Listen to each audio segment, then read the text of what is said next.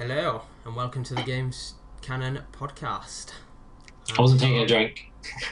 You were taking And I'm Gandhi. You're I wasn't. unprofessional. I wasn't unprofessional. Totally right. Let's do that again. I'm Sharp And I'm Gandhi. from gamecanon.co.uk, and this is the first of probably now going to be a weekly show, maybe. If we can get weekly.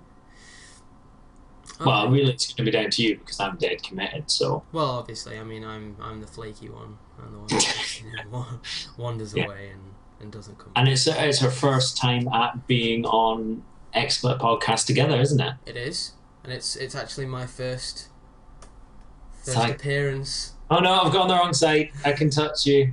I'm going the wrong. Yeah, I can't. Nah, so you did it wrong as well. Well, anyway. So that's also, first time. So any hiccups, and that's what we're going to put it down to. And it's his fault. And mainly his fault. See, went the right way that time.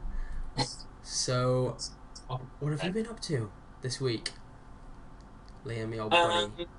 Second week doing my games course, which I was talking about a little bit on the website. I posted up an article when I started. So mainly that. Using a lot of new programs, and I'm feeling like not being so harsh on developers now. You know, a lot of it's not as easy as you might think. Beginning to understand what they're going through, but yeah, on like a tiny scale. But no, so it's balancing, finding time, making sure that we get stuff out in Game Canon. It's been a good week. What about you? At the moment, not a lot. I finished my job last week, and the course starts on the 24th. My games development degree, so it's just biding my time now until that happens. I got my details of like my induction weeks and stuff, and like be at this place at this time for an icebreaker.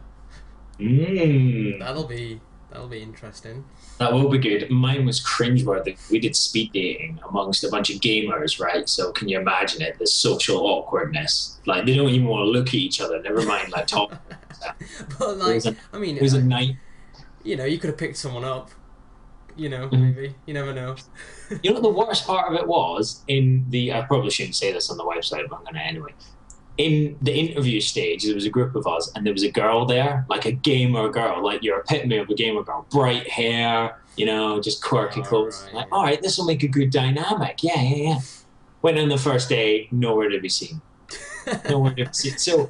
She was scared away by the... Well, no, there's no way she failed that interview because, like, the teacher's a geek as well. They were like, yeah, it'd be nice to have a girl there. So she must have gone, oh, no, they're losers. I don't want to do this course. Maybe she was at the interview thing, saw the other people there and was like, this is going to be like every time I play a game online, except it won't take a while for them to notice. As soon as I walk in the room, they'll be like, there's a girl! She's a girl! That or she just went to the wrong place at the wrong time, didn't say anything. She was actually supposed to be interviewing for fashion software, so that's not sexist. That's not sexist at all. It's not sexist. There's a fashion flaw. Yeah. Well, it's only a couple of weeks now until you can do my programming work for me. Exactly. I'll just follow that theory. I think I might be a bit busy. If people stop getting stuff on the site from me, that's why. I'm doing 2 degrees. Anyway. So, the news. Yeah, let's do the news. Do we have a jingle? I'll do one. I'll do a jingle. Based on the BBC theme. Let's go. Okay. It sounds like it's based on... Don't interrupt the jingle. I'll have to start. No, it's not It sounds like the Archers. It's not the Archers. Okay. That's a very UK Radio 4 joke, isn't it? Yeah, there's probably a very small cross-section of the audience that will get that one. Anyway. So what's the news? What's the news? Well, in terms of gaming news, this week there was a little announcement. Well, not an announcement. There's some news broke from a website called Semi-Accurate, which I don't know how. They're called Semi-Accurate, so I don't know how reliable this is. But that the Oban processor that's powering the next Xbox, the Xbox, well, what everyone's calling the Xbox 720, Yeah. Obviously, nobody knows what it's going to be called yet, but they're facing shortages in terms of like they're having trouble manufacturing enough for the like often rumoured now launch of next year. I mean, everyone's thinking sort of second, third quarter next year. Did they not plan for the fact that for every console they produce, they need to have 3 to replace it when it red rings? Well, this is the thing. This is what I was going to go into. Is that if they're now apparently like the amount, this is according to semi-accurate, that the manufacturing yields are painfully low, and that they're struggling to get enough processors. So is this then going to lead to what we saw with the 360, with Microsoft cutting corners to try and speed things up, and then having another red ring of death issue for everyone? Because I don't know anyone that owns an Xbox that didn't RROD and have to get it replaced. Yeah. And for quite a few people, it was a couple of times. It's a bit shocking because I think what most people came away after the Xbox saying was they kind of got the software right. You know, it's great. They got the idea of a community right. But the hardware wasn't quite good enough. Well, yeah, I mean... So it's a shame to think they're making that same mistake again. You would just think, just put out... You know, it doesn't even need to be like, you know, like the PS was. It doesn't need to be a top-of-the-range console, just something that is going to last a while and, you know, is good hardware that you can rely on, and invest the money in it, because the huge yield you get back from the confidence in a product will be significant. Well, that's it. I mean, what were the costs for Microsoft? Because they were paying shipping, replacement, you know, they were paying the hours for people to fix the consoles. I mean, twice in the cycle of me having an Xbox, it had to be sent to Frankfurt in Germany. And right, and they did that. I mean, like, fair play to them. They sent a guy to pick it up. It got delivered again. They sent me all the labels and all the shipping labels. You know, it was very easy to do, and it took like 5-6 days to Frankfurt and back. But by the same token, that's got to cost a lot of money, because they're paying couriers, they're paying the guys who are fixing them. The cost must have been insane. I mean, obviously Microsoft is a company that absorbed that, but... I mean, I think they did the right thing. They said, we've got loads of broken materials, quick send to the Germans, and it went out, it got fixed, it came back, it was efficient, but they shouldn't have got themselves in that position in the first place. And I don't know, it will be shocking if the stories are true, and you do worry. But I think no matter what, you're still going to get people buying it, you know? Yeah.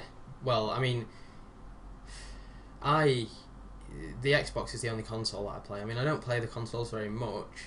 I play my PC mainly, but I have a PS3, I have an Xbox, and the PS3 is now basically a Blu-ray player. That's basically what it's there for. I would get rid of it if it weren't for the fact that they were releasing a couple of decent, exclusives over the next couple of years. There's what's it called? The Naughty Dog one, Last of Us, which is like the post-apocalyptic one, The Last of Us. Yeah, and I think you get, obviously, there's things like Forza, and there's obviously... I think that's one thing that's keeping... Well, Forza's Xbox, Gran Turismo. Yeah, but I mean a console-specific game. Yeah. I think that there's different elements that are keeping consoles alive. I think the ease at which people can obviously get them versus a PC is much a broader appeal. You know, you just buy an Xbox and cheaper. And I think the other thing is, I think there will be a divide in the style of games. I think there is now. You know, some games just do work better on a console, others you would want on a PC. You know, obviously you can think of a classic MMO scenario for what would work best on a PC, but consoles have an opportunity to really lend themselves to gaming clans and communities. I don't think they've really mastered that yet, but I think that's some place that they're really going to explode in the future, because PC's really been left behind with that. You know, there's a lot of the community clanning sites aren't particularly what they used to be. It's true, yeah. We'll have to see. The communities are certainly dropping a little, but at the same time, there's the rise of things like YouTube and live streaming, like we're doing right now. And it's exploding in other areas. But that's all PC gamers. You know, these games like League of Legends and StarCraft and stuff. That there's not just hundreds of thousands of people playing them, but then also hundreds of thousands of people watching them, like as a spectator sport. And that's, you know, so obviously PC's getting big as well.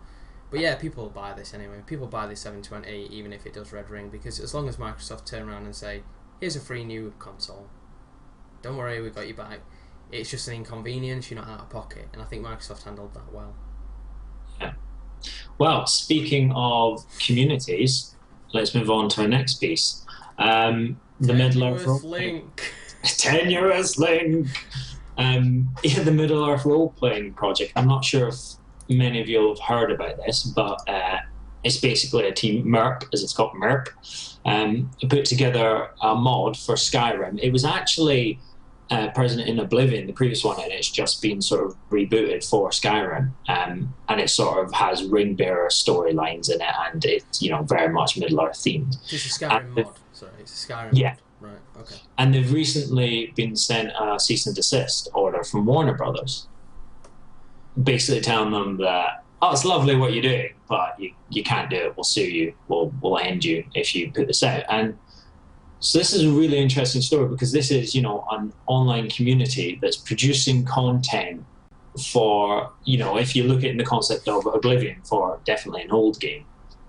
But also if you look at it in the context of Skyrim, the content was quite quick to be developed by these communities. And so really a lot of the games do rely on it, especially Skyrim. Not every game has a modding community, but Skyrim's definitely one of the ones that you knew you were going to see it.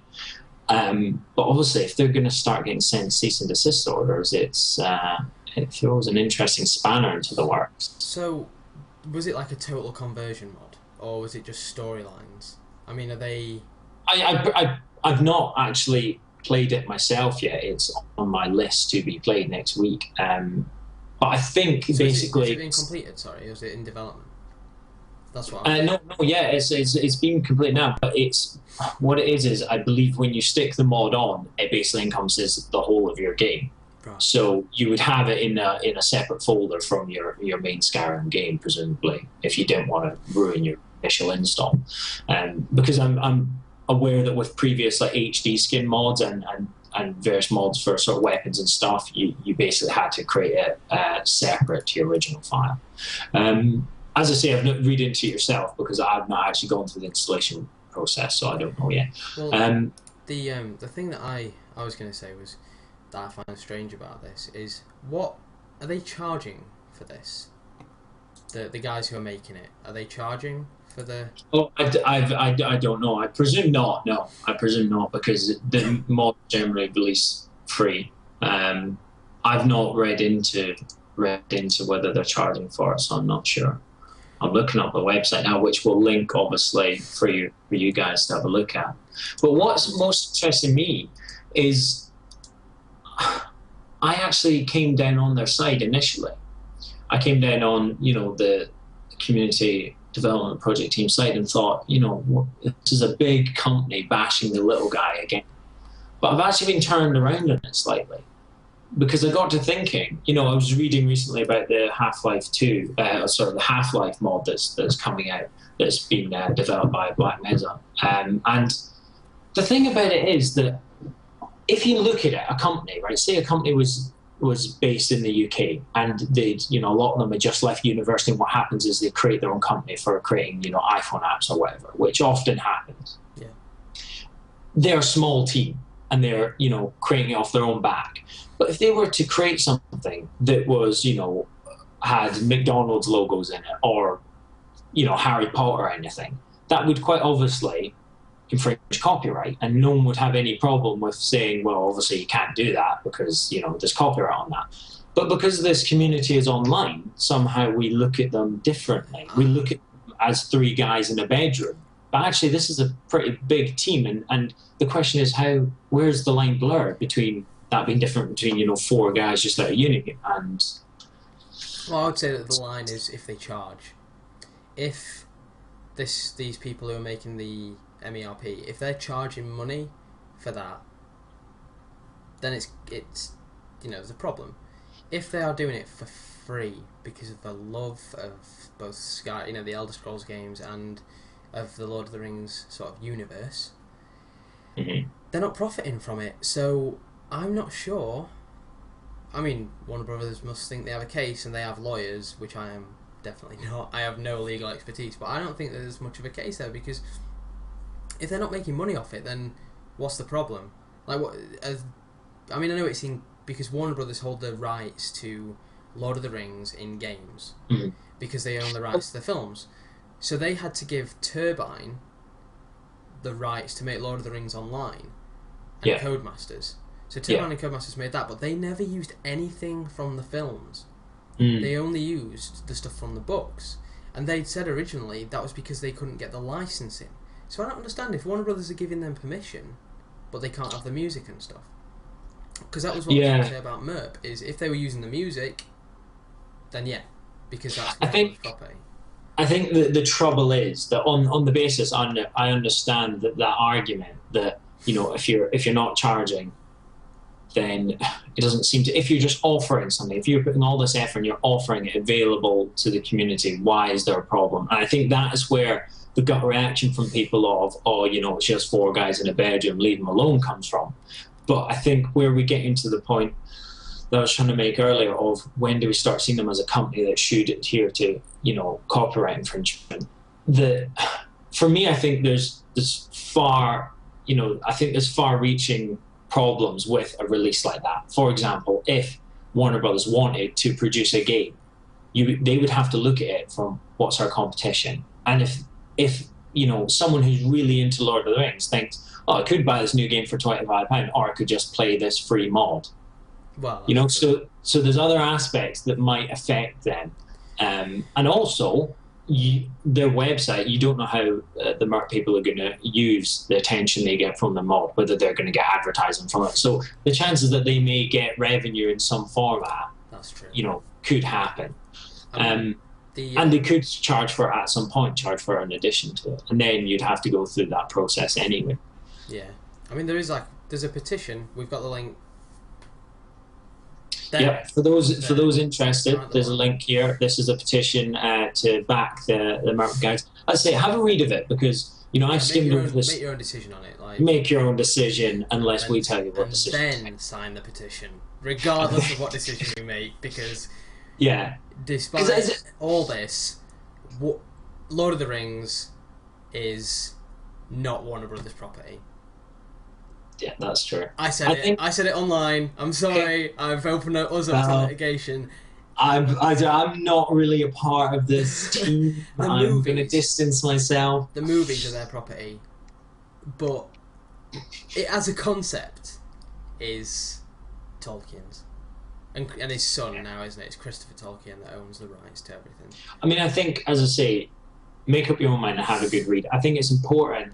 One of the main things about an online community of any kind and the games industry is to be involved and be active and have your say. This is, when we crossed over into discussions about, online rights and invasion of privacy, it affects us all. And things like this, specifically for us, it's important to stand together no matter what your opinion or belief is. So, at least get involved and have a read of it and look up, because I've skimmed over this story and I've not had a go at it myself. I don't know whether they're trying to charge for it. These are important aspects of it, as we discuss the implications of that. So have a read and have an opinion. And every vote counts. Rock the vote. And right now, after that little comment, I'm going to call out Warner Brothers. Not for this, but why don't you make some good Lord of the Rings games? Yeah, there we go. Why don't you make some good ones? Battle for Middle-earth was alright, but it wasn't great. I mean, it was a strategy game where your army, through the campaign, your army from each level carried over into the next level. So by the 3rd level, I had max amount of units I could get of Rohirrim riders, and then just went level to level, riding over every opposition, and just careful. You make me want to play it. That sounds fun. It was terrible. It was so boring. I mean, that's an interesting point, though. Why, instead of spending all the money it's going to cost them on lawyers and taking it to court, why not just employ these guys and boost your credibility? Yeah. Give them some support. Support them with some cash and say, right, we're now 50% stakeholders. But then I suppose that gets into trouble with Bethesda and all that kind of thing, because it's their game. But network. Let's get this sorted. Let's get them all in on a Skype call. They just decided to make The Hobbit a trilogy to milk that cash cow a little more. So like, Hobbit is dear to my heart. it's dear to my heart. It was one of the first light books that I read that I remember reading and it being amazing, and it's one of my all-time favourites. And if they trash it by stretching it out too long, It'll be angry podcasts. yeah, this will not be a games podcast anymore. We'll have green screens up so that we can put like weapons threats, just like a big X through the Warner Bros. Logo, big nuclear symbol, just like we know that. Just advertising. We know people, right? We know people. Okay, I think we've covered that. I think that has been covered to death. Okay. Any more news this week that you've been looking at, or nothing I want to bring up? No, I did read the news. Yeah, I've been looking at the news, but there's nothing particular. I mean, there was PAX a couple of weeks ago, the games sort of convention, but there's so much to cover from that, and there's so much coverage of it online already that it's really. I mean, we didn't go, so it was in Seattle. Actually, on that note, if we're talking about that note, Eurogamer's coming up. That's in London, isn't it?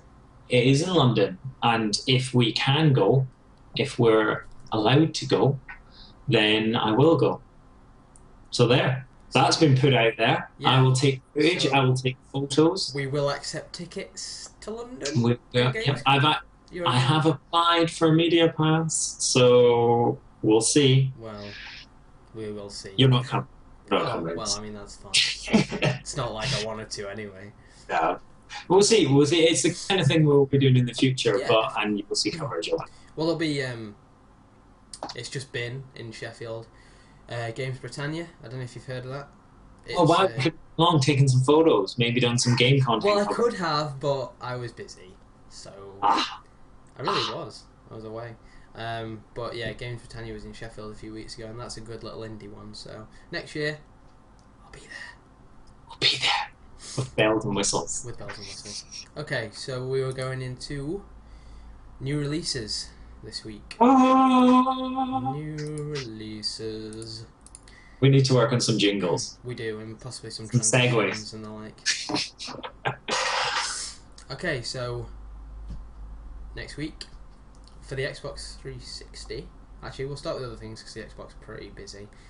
Okay. For every console rather, it's already out on the PC. Battlefield 3 Premium Edition. Ooh. So, the thing that you have at the minute where you can pay £40 for the year and you get all the DLC. That's hitting the consoles next week. It's already available for the PC, but the consoles will be getting that, and so they'll be getting that at the same time as Armored Kill comes out next week as well. The tank-focused DLC for Battlefield 3. Yeah. So that's out on the PC, Xbox and PlayStation next week, and the Premium Edition hits the consoles. I don't like it. Armored Kill? Or Premium? No, the concept of paying £40 and DLC. I mean, I feel like in days gone by, they would have saved up all that DLC and said, here's an expansion pack. It's £20.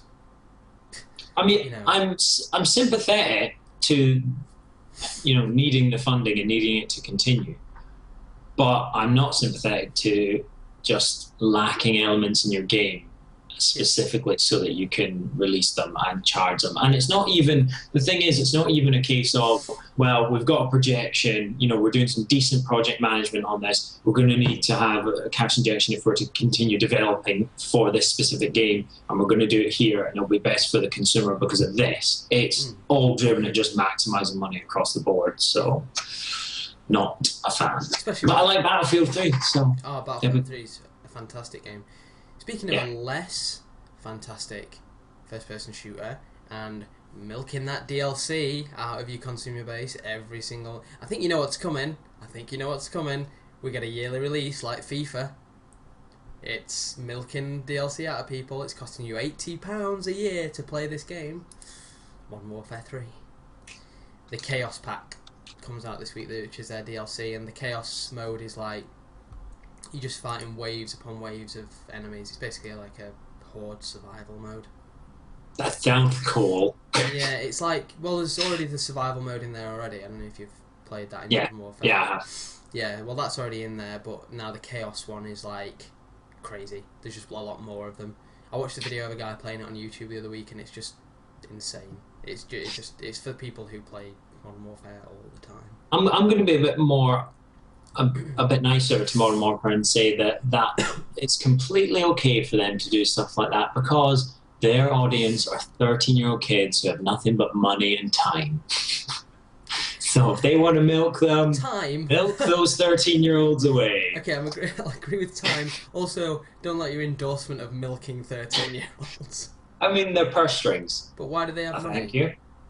Because they've got parents and grandparents and nothing to do, no commitments. Okay. I hate them. The little bastards.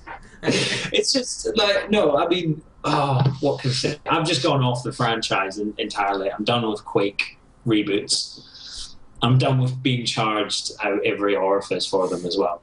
Well, yeah. It's boring. I mean, we played Modern Warfare 1 to death.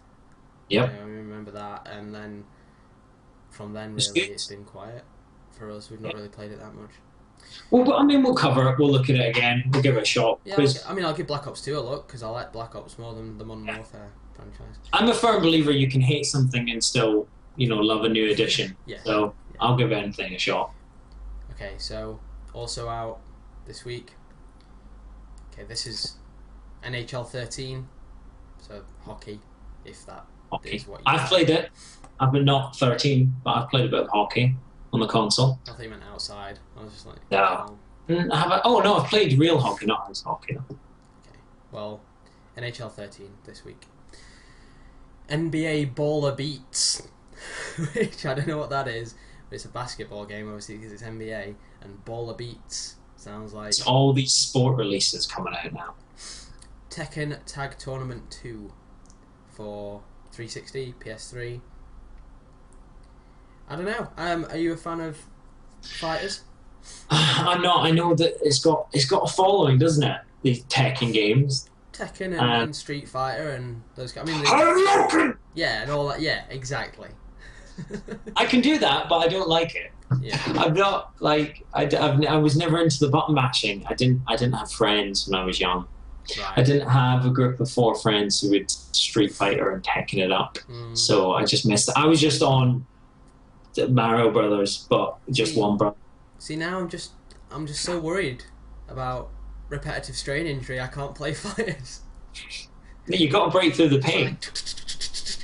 They've brought out a new one. You've got to give it a shot. Well, stick you on a review for it. The only one that I saw of the fighters that I thought was interesting over the last year or so was Tekken versus Street Fighter. Did you see Street Fighter X Tekken and Tekken X Street Fighter? Yeah. They released 2 games, both with a Tekken and Street Fighter roster of characters in them. But Tekken X Street Fighter was set in the Tekken universe, and so it had the Tekken... What are you doing? Everything started falling down. I rolled forward. I was listening. I'm not like the bad kid at the back of class. I was paying attention. So it has the Tekken graphics, Tekken X Street Fighter, and then Street Fighter X Tekken had the Street Fighter graphics. Okay. So it was 2 different styles, but basically the same game, which is another good way to milk money out of people for. I feel like we sound like we're just railing the games industry now. Everyone's milking money. I think that's just that's films, that's games, that's what it is. Yeah. But are you gonna get it? Because I thought were you not a bit of a Street Fighter fan or Tekken? I quite like Tekken. It's all right, but I'm not gonna buy any of the new ones because I bought Tekken 5 and got burned by that because it was awful. So. You just got to get used to burned by games. There will be a good one. It's just round the corner. Any day now. They're coming any day now. Any day now. Okay, there's a couple of. Let's have a look at the PC. You're keeping me up to date. I've not been seeing these releases. I'm liking this. Yeah. I'm waiting to hear one that I'm excited about, though. There's some DLC out for... This game came out last week, by the way. So, sorry, guys. Got to keep bashing things for a minute. Transformers Fall of Cybertron. That new game. There's a Dinobot Destructor pack out, so you can download it and play as the Dinobots, which sounds awesome. And I haven't played the Transformers game yet, but the fact that there are Dinobots in it is making me want to. I want to hold up here and just say this. I put that aside as a game that was just, you know, a movie release game, which, you know, any gamer worth a salt will It's know not, they are rubbish. You just automatically know that would be rubbish. But yeah, this is the thing.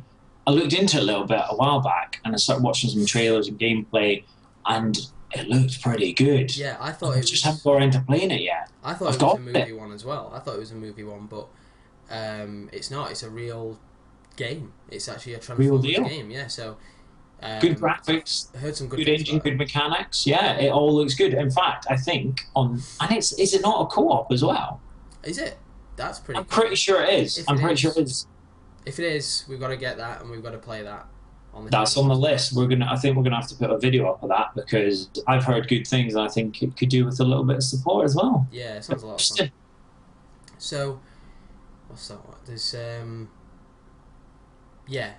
PlayStation Mini and Xbox Live Arcade game this week.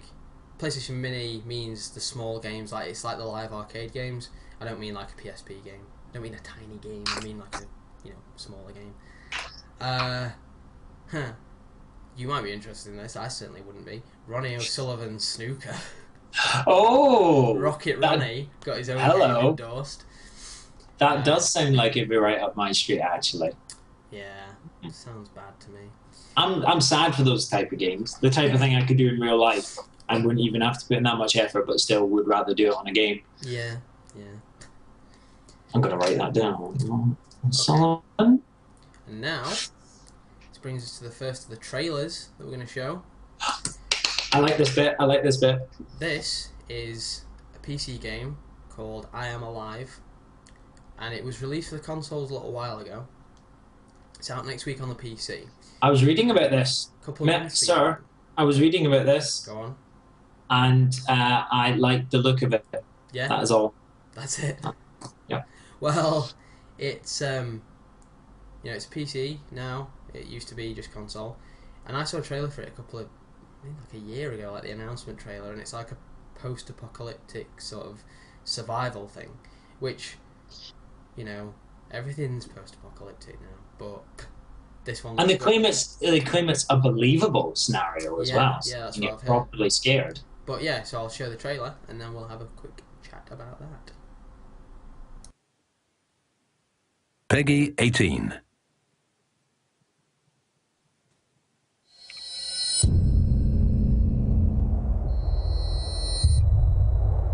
Is it coming?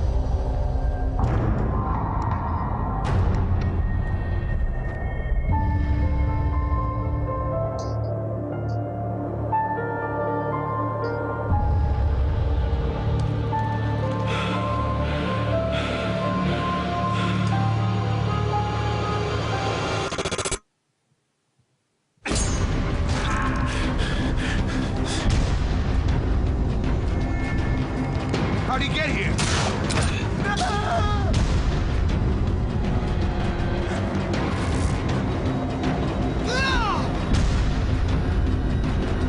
Forgotten.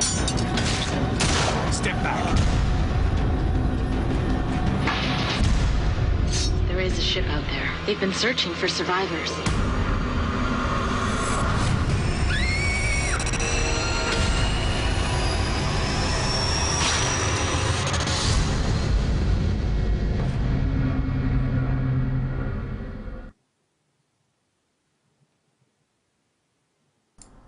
Well. Doesn't that look cool? It does. I liked the gameplay in it as well, just seeing them walk, because it gives you a good sense of the engine. I've become a firm believer now that I really want to see how the mechanics work, how characters interact with the environment before I judge a game. I wasn't anyone who looked at stills and went on that before, but I paid a lot more attention to the detail of just how stuff moves. Yeah. I think that looks cool. Very sort of down to the story, I think, more than the actual gameplay, because I think the gameplay looks very sort of first-person survival-y. But it could be great. I'd have to play it to make a decision. I think I'm going to get it. For those interested, it's $12.99 on Steam at the moment, so and available. That's cheap. That is cheap. That's not cheap. bad at all. I'll tell you what. Let me plug this one here, because this is quite a good game. If you want to, a lot of us play games and we get stressed. we all get stressed, and it's not good to come in from a stressful day and maybe play something like FIFA, because what you'll probably end up doing is killing someone. Or And StarCraft. that is one of the things that real people send people to jail for. So if you want something a bit nicer, try Zenbound 2. I think it was... Yep, Zenbound 2. It's not a yoga game. Don't be ridiculous. It's a game where you tie rope around a block of wood. Liam, that sounds terrible. It's not terrible. It's very so calming. bad. It's calming. It's calming. So you tie rope around a piece of wood without the actual sort of physical tying of a knot with your hands. How is that a game? It's great, because what they've done is you use the mouse to do it. So you don't need to have loads of different piles of wood in your house and nails, and you could get hurt, and rope, and untangling it again. Yeah, and because having rope around, especially when you've had a stressful day and then you play StarCraft, dangerous. Somebody beats you and they call you a noob. You're going to hit them with a rope. You're going to hit them with a rope, right? It's going to start looking a little enticing. You're going to hit them with a rope. No, right, I get what you're saying. Yeah, it's not an enthralling game. No, the point is, it's a floating model, basically, and it's all about the mechanics of how realistic the rope ties around it and how realistic the object actually reacts to a bit of rope. And if you thought about having an actual piece of rope and an actual object, how realistic it is. And it is just a casual, like, if you've got 10 minutes to spare, go do a level on it, and you earn a flower for completing a level. A flower. So have a look at it. Zenbound 2. It's definitely worth a look. Anyway, I'm telling you, that's my plug. Well, you can continue. We just lost a lot of credibility, but anyway, not that we had a great deal to start with.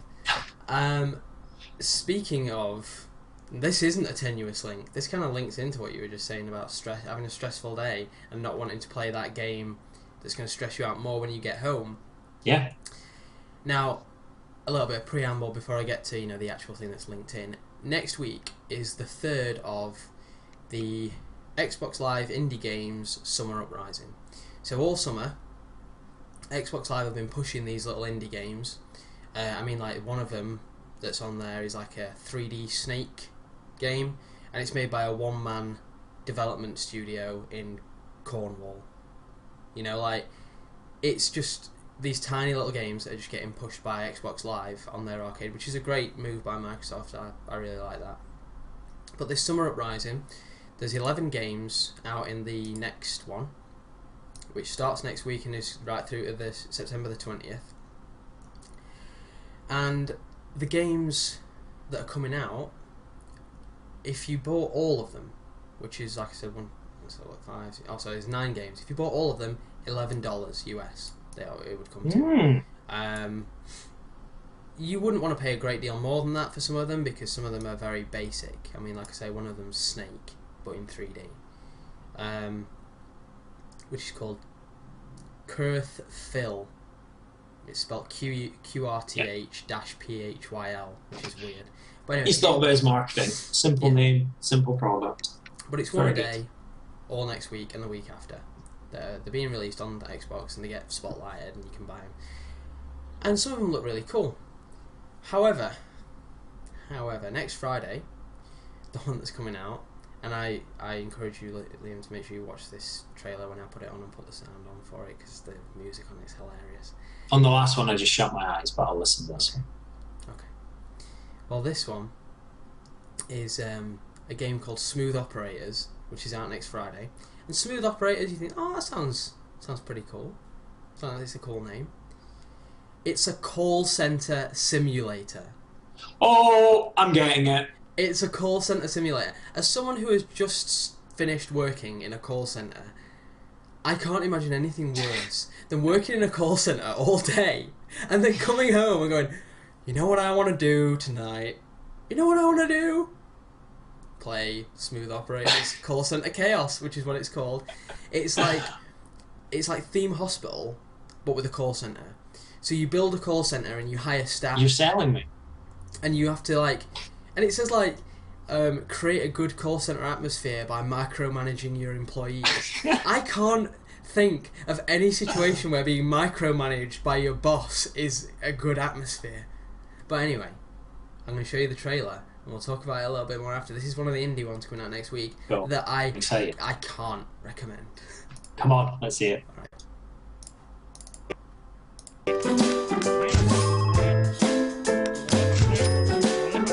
Oh, I need to restart it. You broke it. Yeah, there we go.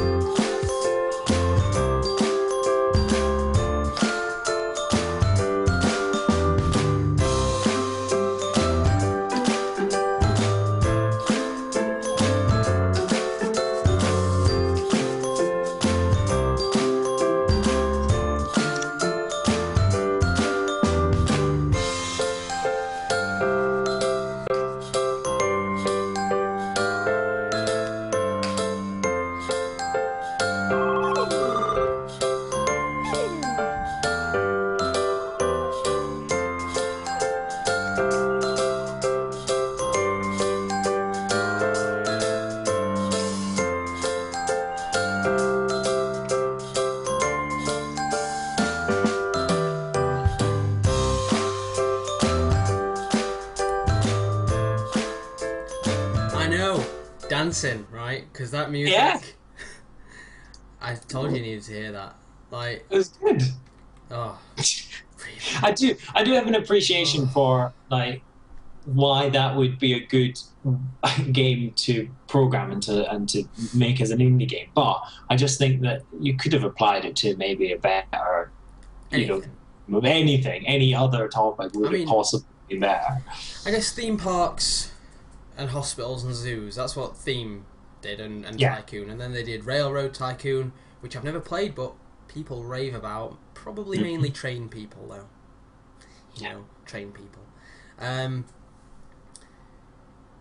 just insulting such a broad section of people. I think you should be bigging up the indie games. I will. The other ones, I'm going to go through the other titles available. You're not going to give it a shot? No, because I just got done working in a call centre. It's that or Royal Sullivan Snooker, so... No, it's not. That's not my choices. I suppose there's plenty more games in the sea. So yeah, can't recommend that, but if anyone fancies running a call centre, yeah. Go on Mumble. Go do it. It's my advice. Next Friday. I might get it. I might do a little review. You shouldn't. You should not do that. So next week, there's a game called, this is another one of the indie ones called Sententia, which again, another great name, very memorable, and it's an art game, and it's basically, you're a little young creature, and it's about imagination, basically, is the name of the game. It's about solving puzzles as you go through using your imagination. Wow. It sounds... That sounds brilliant. Sounds better than it looks, to be honest. These are indie games. Yeah, this is the guys described it as like solving puzzles with your imagination. Okay. Well, I immediately think that's not practical, but... Right. I don't think that's actually what it comes down to be honest. I think it comes down to your imagination within the constraints of what we've decided to do. What comes down to is solve puzzles with your cursor. Yeah, and with your mind, think about what you're doing and then do it. I don't think it's really, as limitless as it sounds, but it's very nice looking. I'll give it that. It looks nice. Like the art on it is nice. Next one is Die Hard Dungeon, which is a dungeon crawler, as you could probably have guessed. And it's basically this is by another one-man team he's self-published 2 games so far on the Xbox Live Arcade. Pyromaniac and Vampire Rage were his other games. Die Hard Dungeon is literally it's just a top-down dungeon crawler. So think Diablo, but rotate the camera up so you're looking down on it, and 16-bit graphics. And that's... Can we just mod Diablo with that? That'll be easier. I don't know. I think Blizzard might be a little... That might be one I give a shot, though. Because It's cheap, so it's worth having a look at. Wow, again, the support you're showing is amazing. No, I'm not going to say, go out and buy this, but actually, no, I am. Go out and buy this. It's £50 Go and buy something, yeah? It costs nothing. And you're supporting the indie developers who are the ones who come up with the good ideas. It's an important point because there is some discussion at the moment whether or not things like X and A are going to be fully supported in the next generation Xbox console. It doesn't quite transport at the moment, and there's discussion over how they will make it work, if at all. So, support the indie games. If for no other reason that, developers coming through and learning and doing courses and starting up in companies and whatnot, they can easily, for the first year, they can, put a game up for free. So, it's important to support it. We need a capacity where we can publish games and it not cost a fortune if we want to continue, with the games industry that's growing and growing. And it's supporting. And that is why Shark will be trying the call center game next week live via podcast. It is not. This is the one that I may try. I called up first. This is the one I may try, right? Not that one I just said, not Dungeon. Oh, okay. This next one that's out next week, called Gateways. I'm going to show the trailer for this one as well because it looks like a lot of fun. It's basically, people are going to say that this is a bit of a rip-off. It's a 2D puzzle platformer, so side-scroller, but you have what they call a gateway gun. And if that sounds familiar, it's because it's a portal gun, basically. But that's okay though. Yeah, you can place a portal, but it's 2D, so it's completely different in terms of the application of it. So you can put it on the wall in front of you, and then on the ceiling above you, and so you'll drop out the ceiling. And then you get different portal guns later on. So you'll get one that creates 2 gateways of different sizes, and passing through it one way shrinks the character to half size, and the other way makes him grow twice size. And then you also find a gun. Alice in Wonderland. Yeah, and also this is amazing. This one, if they brought this into Portal 3 or whatever, it'd be very interesting. You find a gun where one gateway doesn't just connect to the other one's location, but also its time. So it allows you to travel back in time. It's blowing my mind. I know. And the last gun manipulates gravity, so passing through it allows you to walk along walls or on ceilings. Cool. And this is by Smudge Cat Games, which are based in Cambridgeshire in the UK. And this one, I am plugging 100% buy it because it looks fantastic. I'm going to show the trailer now.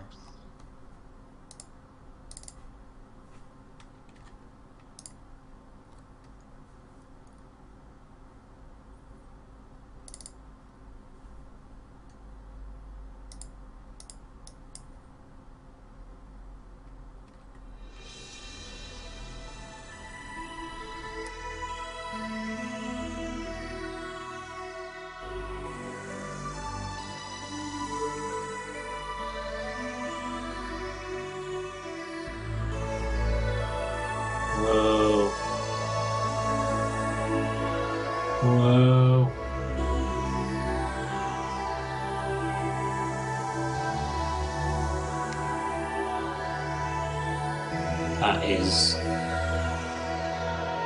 That's cool. I think it confused me more than anything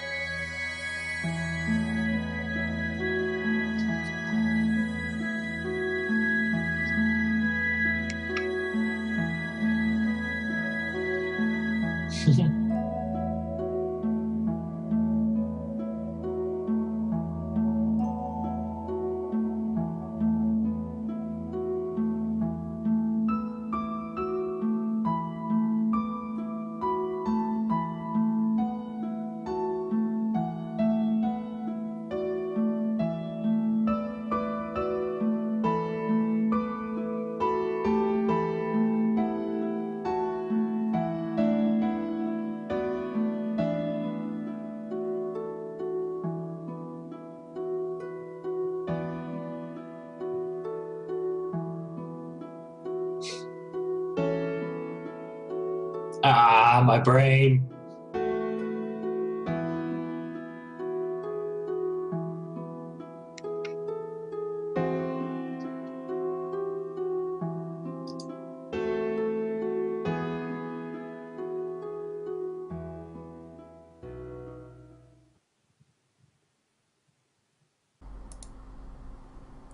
So how cool does that look?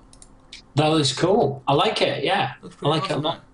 I like how he's you know, he's pretty open about the fact that it's Portal inspired. You know, Yeah. You can't really hide away from the fact, can you? No, it's like no, not really. It's basically Portal in 2D, but I think that looks a lot of fun. I can understand why you're plugging that one. It's like you have to remember how intricate that game is, despite being on a very basic platform. You know, very basic colours. Oh yeah. I'd want to give it a shot. It's good. I'm picking it up. 50p. 50. Like that. Yeah, 50p. You say I can afford that. Yeah, definitely worth having a look at that one. I'll be picking it up next week.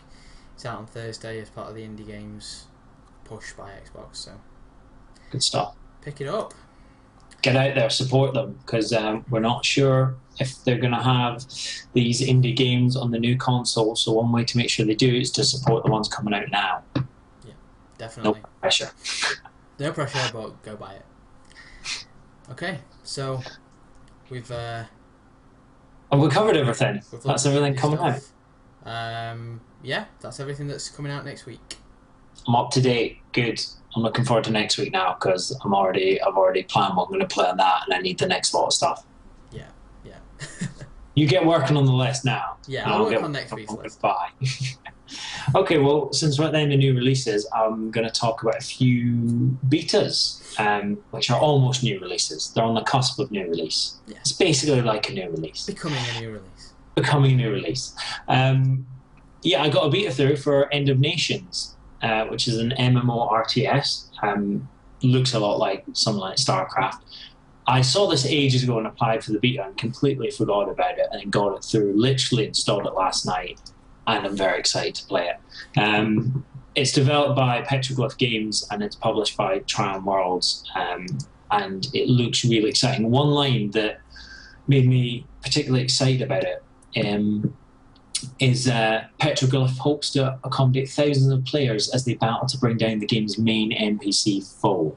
That makes me think of loads of people working together against some uber machine that's really clever and intelligent. That does sound cool. Like you're going to be sort of hoarding this huge machine, Yeah. like with loads of people in an RTS. Yeah, that sounds like fun. Yeah. It kind of, you know, if you think, oh, imagine if a games company was smart enough to create a clever AI and they turned that AI into the, German army in World War II and they made everyone who bought the game allied players and you had to conquer. Imagine that. That's kind of what it makes me think about. Try on. Get well on done. Yeah, get on it. Next installment, World War II. World War II. There's not enough World War II games anymore. We used to be flooded with them. There was too many of them, and now we just need one that encompasses the whole war. I'm not gonna say I miss World War II because obviously that implies that I'm a lot older and also that I thought that they were some good times. But I miss World War II as a platform for the games because it was fun. It was Yeah. good. It never gets old. So we're going to have videos on that soon. Well, whatever I can release, I will. I'm going to be playing it as of pretty much today, and I'm very excited. I'm guessing it's under NDA. Maybe. I presume I always have to check because obviously with Diablo they came out without an NDA. So fingers crossed. There are videos on YouTube, and they're by people not hiding their identity. So it could be that there's no NDA, but I'll look it up and we'll see. Okay. Okay, on to the next beta is P-Side. Now, PlanetSide 2, otherwise known as P-Side to all of us. It's been in beta for a wee while now, a couple of weeks, but they've just released, as of last night, the ability to join the Alpha Squad, which is basically like $39.99 instant beta access. You get, the game, 4,000 station cash, which you can use to buy things online. And that's released as of now. You can go and get access to beta now for just a small price. And I'm tempted. Well, I would definitely be picking that up, I think, because the game's going to be about $40 anyway. I mean, £30, $40. You buy that, and you've got access to the game. You've also got the beta right now. You get some exclusives that are normally reserved for like special editions, don't you? And then you get the 12 weapon unlocks, 6 month, 10% XP and resource boost. Yeah. The title founder, which everyone would want, surely. Yeah, everyone wants to be a founder. So yeah, I think it's worth it. Pick it up. If you're interested in it, it seems like a no-brainer, really. Yeah. It's definitely one that as soon as I've got any pennies that would go into that, as soon as I bought my 50p indie title, which I've promised to buy now, then I've gone on that. We're dead excited about it. We've played PlanetSide extensively.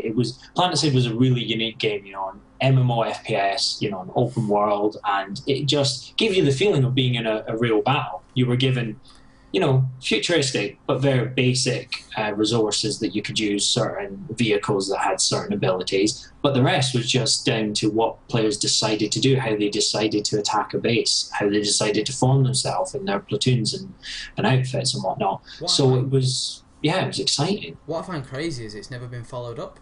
Until PlanetSide 2, there's not been any more MMO FPSs of that nothing like it style.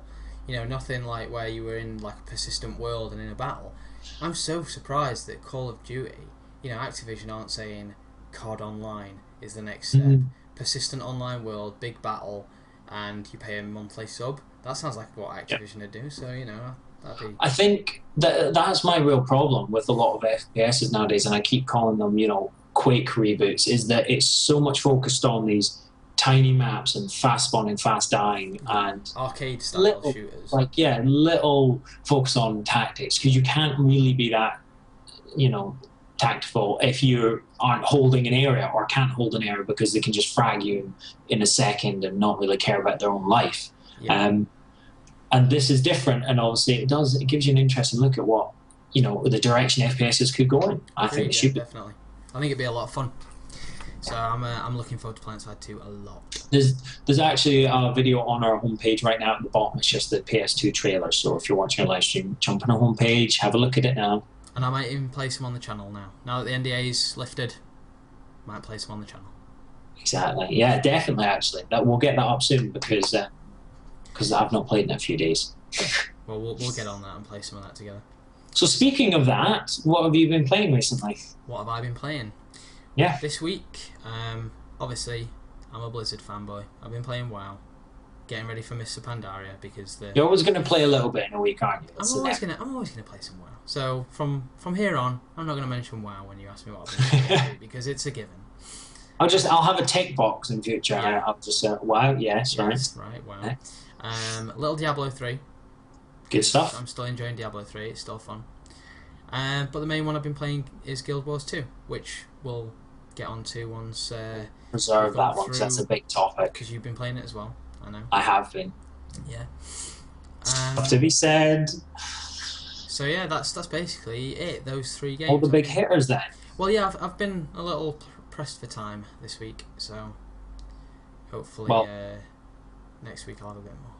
I tell you what, apart from playing obviously Zen Rope games, I have been playing Counter-Strike Global Offensive, which I maintain is a reboot of sorts, but it's a good reboot. It's just a bit of FPS. It keeps that bug ticking over. Mate, I need to play a little FPS every now and again. Well, I picked up CSGO. So.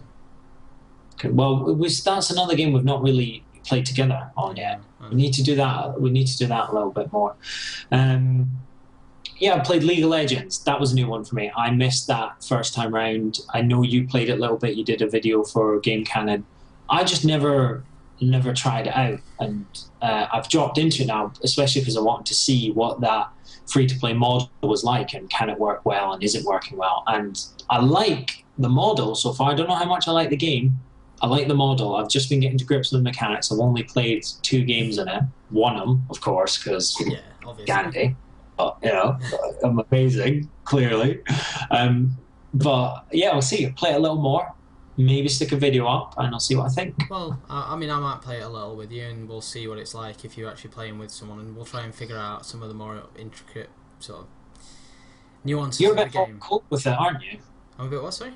hot and cold with it. Yeah, I like the idea, but I don't like the community, and that's gonna upset people. But especially the community. yeah, the community of LOL. Sorry, but guys, some of you are dicks. I love you, LOL. I mean, I watched a video by, I don't know if you've ever seen anything by this guy on YouTube, WoWcrender. No, He's a big Warcraft player. He does some machinima stuff, and he also plays League of Legends. And he Okay. was doing this video, and it's called something like "What League of Legends Taught Me About Life," or "What League of Legends Taught Me," or something. It's something like that. And basically, it's his like psychoanalysis of League of Legends. And he's like saying, basically, playing League of Legends is like being front seat of a psychology class, because everyone, like, there's just these kids in there, or maybe kids, maybe adults, who knows, they're just acting like children. Yeah. But they have, like, it seems, very low at times self-esteem, and need to shout at other people and tell them what dicks they are to boost their own self-esteem. It's like if someone... I'm feeling like a warm glow of hatred. No, from you. it's literally like, I have no problem with the game. The game is pretty good. It's that these people, like, if you die in a game of League of Legends, bear in mind this could be your first game.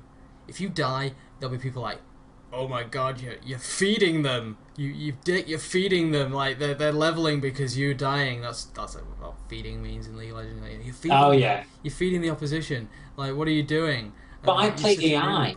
I played against, like... Oh, if you play against the AI, they won't call you dicks. Yeah, see, that's why I went, okay, but tell you what did happen is someone left midway through the game, and I think it's because, and this is maybe where a bit of psychoanalysis comes into it, the way I decided to play the game, knowing that everyone on my team were other humans, players in the real world, I decided to basically choose where it was safest for me to go at any one time, and then run away when it became dangerous. See, that'll generate some ire. Sounds like a coward, doesn't it? People won't be happy with you for that. But I turned the game around via those tactics, because yes, I ran away when like 3 AIs came in, and yes, the people there died, but then I ran to the other side of the map and took out a couple turrets, which got us that little bit further forward. Yeah, okay? See, I don't understand the tactics of the game. I don't understand, like, it's like, we're laning, and then we're pushing. I don't know what these things mean. And you got to know, I've already learned the terminology. It's mid, top, bot. I'm all about bot. I get a bit top in the mid. Yeah. But that's just top, middle, and bottom. I mean, that's not Shut like, you're not... No, that's quite... You're not some smart guy. Anyway. Some guys. So, League of Legends... What you're saying, it's like, I can see it's hugely community-based. You know, it's really people in each other's faces, big chat window, and especially I noticed when I was booting up the game, they've got, and I thought this was kind of cool, they've got a voting system for justice on harassment complaints. Right. So if someone, I haven't gone into it because you need to be level 20 to vote, but what it was basically saying in a little window was, if a complaint is filed, I presume about a player, maybe their language or something, you can click on this, it's just a set of scales, manifest this, and then you get to vote on your opinion on if they were in the wrong or not. That's crazy. And then justice is dealt via the voting. Via democratic rules. Yeah. I want to go in and just mess it up. Yeah, just be like, nah, he called him a donkey raping shit eater. That's fine. Legit. He was all over bot. He needed to be top. That's the terminology. You may not understand it. But the important thing is that it's a game within a game to me there. I would play that. Yeah. So yeah, I'm excited. I've been playing a little bit of that. You enjoyed that? Yeah. Okay, so. Main feature. Dun dun dun. Guild Wars 2. Guild Wars 2. The main feature of today. Yeah, that sums it up. Yeah. On to the and we're done. So we're done. Guild Wars 2. It's dividing us at the moment. I think. In that, well, I don't mean like you like it, I don't. I mean dividing us internally, like me, straight down the middle. I like it, but at the same time, I'm not quite hooked yet. And normally, by an MMO, within a few levels, I'm like, I've got to play it, got to get home and play it some more. Yeah. But I was saying, we were talking about this, and I was saying to you that there's actually not been a game in ages that I've been rushing home to play out of sheer excitement to play. I think the last thing was Battlefield 3 after it just came out. Yeah. I was rushing to. I was like, yeah, it's great, and the graphics and everything, and levels game. Yeah. But since then, there's not really been a game, and certainly not been a game that's kept me up late at night. I just go to bed now, and that's. I used to play games really late, but there's just a lot of it's a bit samey or a bit tired, or. But onto Guild Wars. Yeah, getting back to the point. Poor jaded son of a bitch. Yeah, I think I've brought everyone down. Right, let me move that into Guild Wars 2. Basically, I bought it and had the natural reaction which everyone does after buying Guild Wars and starting playing. Oh, I've just wasted £50, right? But you get over that because like the key is reroll, find a class you like. The one you like. Yeah, they're very different. I said this to you when you started playing initially, and you were like, said, don't be afraid to reroll, because that's how I suddenly became interested in it. I mean, I found a class I liked. I quite liked that human engineer. That was a lot of fun, rifles and pistols and stuff. It's all fun. However, I had to reroll because it's Nolan North doing the voice. And I mentioned this to you before, but Nolan North does the... I mean, if you don't know who Nolan North is... You've not lived in games. You've not played anything for the last few years, but no. I mean, you probably have. You just don't know it's Nolan North. The guy is Drake, Nathan Drake in Drake's Fortune and Drake's Deception and Drake's Inception. That's not a game. It's not called. Well, the 3 Drake games. They're that's Nolan North, and he did a voice in Old Republic. I think he did a voice in Arkham City or Arkham Asylum. He did a voice. He's been in a lot of stuff over the past couple of years, and you just get sick of hearing the guy. Well, there's anything wrong with him or his talent. He's not irritating. He is a talented voice actor, but he's a one-trick pony in that he's a bit of a smart-ass, sort of wise-ass character, and it didn't really fit. Well, you can look forward to hearing him again in Assassin's Creed. He's in Assassin's Creed 3. Yeah. He's not like the main person. Oh no, he's Desmond. He's Desmond in Assassin's Creed. Yeah, that's another big one that he's in. Yeah, I forgot about that. Yeah, he's Desmond. So, And he's in Transformers. What? War for Cybertron? Fall of Cybertron. Fall of Cybertron. Oh, now I can't buy that game. What I'm going to do is I'm just going to read everything he's in, and I'll just ruin the games for you one at a time. Oh, no, please, just like no, it's fine. No, I won't. Okay. I won't ruin it. But so yeah, you had to basically abandon your character for that. Yeah, I re-rolled because I can't listen to him anymore. Which I'm sorry. So did you find a new lease of life when you re-rolled? Yes, I did. I re-rolled a Silvari, which are like the plant people, which are kind of cool. Mm-hmm. And my hairstyle is like branches with leaves on, which is kind of funny. Yeah, so I re-rolled a Silvari Warrior, which I've only played a little bit, but I'm quite enjoying the melee. Yeah. So that's fun. I went like a hunter or the equivalent of a hunter, and I'm liking it a lot more. My problem, I went a thief to begin with. I think they're thieves, and like this isn't my game. I'm not a sort of MMORPG player. It's not what I'm good at or enjoy the most, but I like playing casually. But it was just so overwhelming. Like your hotkey 1, so which is just your basic attack. You unlock your attacks one at a time. You don't purchase them; they just unlock. The more you attack, the more you unlock the next, hotkey 2. So, but your first attack, it kept morphing into a different attack. So the icon kept changing and its ability kept changing as I was fighting. So in any one fight, that one key changed 4 or 5 times, and I was like, I just had no comprehension of what I was doing. I was just button bashing. I was like, it's not really fun because I'm just hating buttons. Yeah, and like they have a system in the game where if you equip different weapons, you have different skills. Like some of your skills are fixed, like your healing skill is fixed, and your 4 utility skills and your elite skill, they're fixed. Everything else, like your other 5 skills, are tied to your weapon.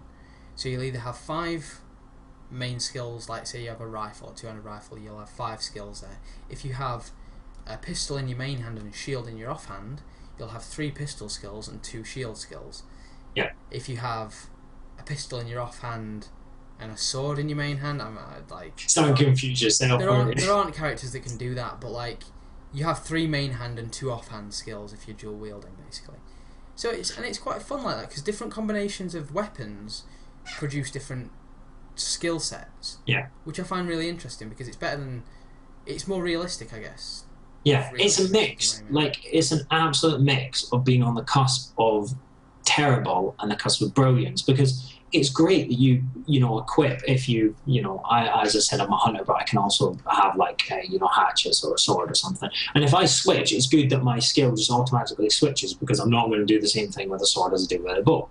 But if within those you've then got skills mutating and changing, it becomes very hard to form your own attacking tactics. Now, that I sense that a lot of that's just me not quite having understood the game of, I'm only a low-level character, and I think I'll just get to know it, and it'll be a lot easier to understand and play. And I think ultimately their decision to change the skills as you change weapon and environment, because when you go in the water, you change, get a harpoon out, which is great as well. I think it's a good thing. I think it's positive. It's just right away, there's a lot of stuff that's overwhelming. There's a lot of different little elements that are overwhelming. That's true. I mean, like, I really like the fact that they've got, like, they've changed the underwater a little bit, so there's, like, the cool sort of underwater zone. Yeah. Because, like... Yeah. It feels like you're going into a different, like, environment. Well, but... I hate underwater sequences in games.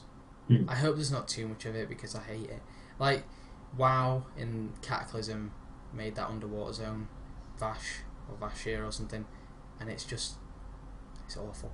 I hated it. Like, I hate underwater zones. I think it might be something to do with... You just hate water? Well, we've discussed before how terrified I am of, like, the idea of being in the sea and, like... I mean, this is brilliant. This is personal, and this should be on your blog, really. But it yeah, should. Let's skim it just so that people can get an understanding. I'm terrified of the idea, right? Not even like it's never happened to me, and it probably never will. But I'm terrified of the idea of being in open water. So, like, just me in the water and only being able to see water all around me. No land or anything. I mean, obviously that's terrifying. Like, that's not the new crazy stuff. The thing that scares me the most is the idea of a whale swimming past me. Not even a shark. Not a shark. Well, a shark terrifies me more because it's going to bite me. But a whale, because of its enormity, because of its scale and its mass, that scares the hell out of me. Okay, I've got a scenario for you then, right? You're in vast open water, right? It's starting to get dark at night. Yeah, the moon is out. It's bright. I'm sweating now. You've fallen off a boat or something. The water's quite calm. It's not that rough, right? You're just bobbing there, and it's just that dark blue color, and downward is just an abyss.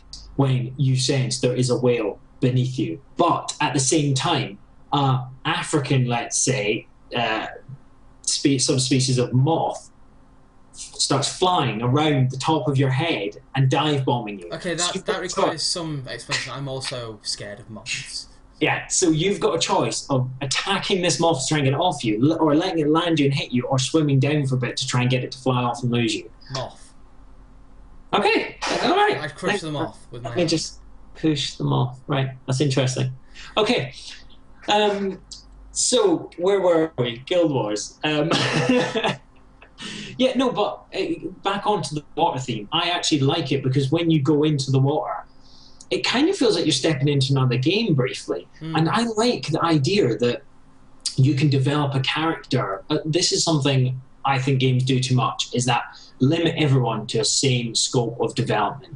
And that's sort of why you get 1 point and you can only attribute it so many times to a certain ability. I like the idea that you could create a character and put all your points in strength and be stronger than anyone else, but really be, I like that kind of unbalancedness. And in the same way, I like the idea that you could go into the water and you could develop a character there. Now, they don't have this feature in Guild Wars 2, but the very fact that it feels like you're moving into a different game entirely is kind of cool. Yeah, it's cool.